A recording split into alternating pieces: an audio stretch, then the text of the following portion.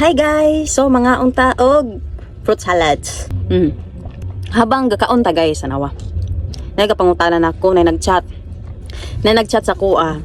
Og unsa daw nako pagpadaghan ng ako ang followers. Sa kuha lang ni guys, based on my experience nga murag dali-dali lang ning taas ato ang followers kay tungod gabuhat jud kog ka-post ko adlaw-adlaw.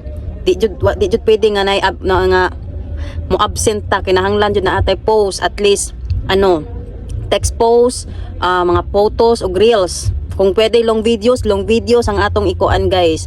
At least na isa ka long videos, na isa ka reels, duha ka text, duha ka photos, ganun. Dapat consistent ka nga makipag-engage.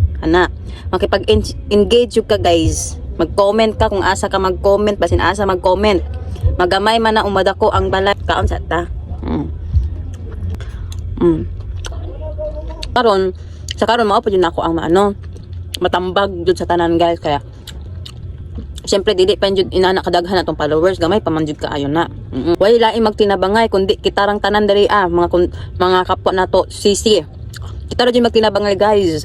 Unsay mga problema ninyo i-PM ra ko. Gawas lang sa kwarta. So mara to guys no.